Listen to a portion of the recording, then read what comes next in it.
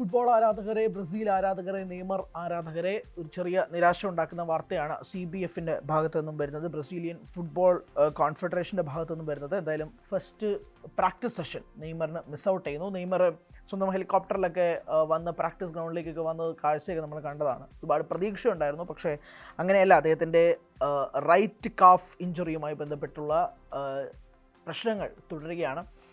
CBFിൻ്റെ ഭാഗത്തു നിന്നും ഒരു ഒഫീഷ്യലായിട്ട് വന്നിരിക്കുന്ന റിപ്പോർട്ട് പ്രകാരവും അതുതന്നെയാണ്. ഫർദർ മെഡിക്കൽ ഇവാലുവേഷൻസിലേക്ക് നീങ്ങും നെയ്മർ എന്നുള്ളത് തന്നെയാണ്. ഒരുപാട് നിരാശ ഉണ്ടാവും ഫുട്ബോൾ ആരാധകർ, ബ്രസീൽ ആരാധകർക്ക് നെയ്മർ കളിച്ചില്ലെങ്കിൽ എന്നുള്ളതാണ്. പക്ഷേ നെയ്മർ അതിന് മുമ്പ് തന്നെ ആൻസലോട്ടി കൊണ്ടുവരാനുള്ള ശ്രമങ്ങൾ നടത്തുകയാണ്, ഒരു ഭാഗത്തു നിന്ന് നടക്കുന്നുണ്ട്. എന്തായാലും ആ ഒരു കാഴ്ചയിലേക്ക് വരികയാണ്. ഒരു പ്രാക്ടീസ് സെഷൻ നെയ്മറിന് മിസ്സാകുന്നു എന്നുള്ളതും എടുത്ത് സൂചിപ്പിക്കേണ്ടതാണ്. ഡാനിലോയും പ്രാക്ടീസ് സെഷനിൽ ഉണ്ടായിരുന്നില്ല. ലിബർട്ടഡോറസിനൊപ്പം 90 മിനിറ്റ് അദ്ദേഹം കളിച്ചിരുന്നു. അപ്പോൾ അതുകൊണ്ട് ഡാനിലോയ്ക്ക് ക്ഷീണം ഉണ്ടാവാം. അപ്പോൾ അതുമായി ബന്ധപ്പെട്ട് അദ്ദേഹം പ്രാക്ടീസ് സെഷനിൽ വരാത്തത് സ്വാഭാവികമായ കാഴ്ചയാണ്. പക്ഷേ നെയ്മറിനെ സംബന്ധിച്ചിടത്തോളം അങ്ങനെയല്ല കാര്യങ്ങൾ എന്നുള്ളതാണ് പറയാൻ.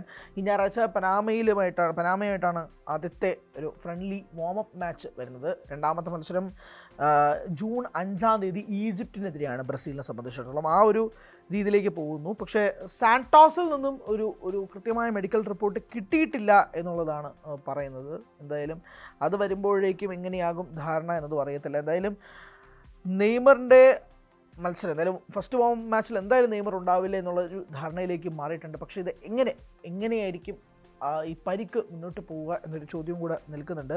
നെയ്മറിനെ സംബന്ധിച്ചിടത്തോളം എത്രയും വേഗം തന്നെ അദ്ദേഹം തിരിച്ചു വരും എന്നുള്ളതാണ് മനസ്സിലാക്കുന്നത്. എന്തായാലും ബ്രസീലിൻ്റെ മെഡിക്കൽ സ്റ്റാഫായ റോഡ്രിഗോ ലാസ്മർ പറയുന്നത് നെയ്മറിനെ ക്ലിനിക്കിലേക്ക് നീക്കിയിരിക്കുന്നു. MRI സ്കാൻ അണ്ടർഗോ ചെയ്തിട്ടുണ്ടായിരുന്നു എന്നുള്ളതാണ്. പക്ഷേ അദ്ദേഹത്തിൻ്റെ കാഫ് ഇഞ്ചുറിയിൽ നിന്ന് അദ്ദേഹം തിരികെ വരുമെന്നാണ് വിശ്വസിക്കുന്നത്. ആ കാഫ് ഇഞ്ചുറി കാരണം വലിയൊരു പ്രശ്നം ഉണ്ടാകില്ല എന്നതും കൂടി നോക്കുന്നുണ്ട്. നെയ്മറിനോട് കഴിഞ്ഞ ദിവസങ്ങളിൽ അദ്ദേഹത്തിൻ്റെ ഇഞ്ചുറിയുമായിട്ട് ബന്ധപ്പെട്ടൊരു ചോദ്യം ചോദിച്ചപ്പോൾ എന്ത് പ്രോബ്ലം എന്നതായിരുന്നു നെയ്മർ തിരിച്ചു ചോദിച്ചിരുന്ന ഒരു ചോദ്യം.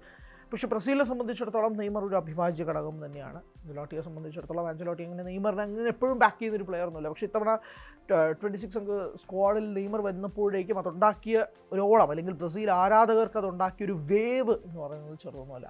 അവിടെ നിന്നുകൊണ്ട് വാട്ട് ക്യാൻ നെയ്മർ ഡു എന്നൊരു ചോദ്യം നിൽക്കുകയാണ്.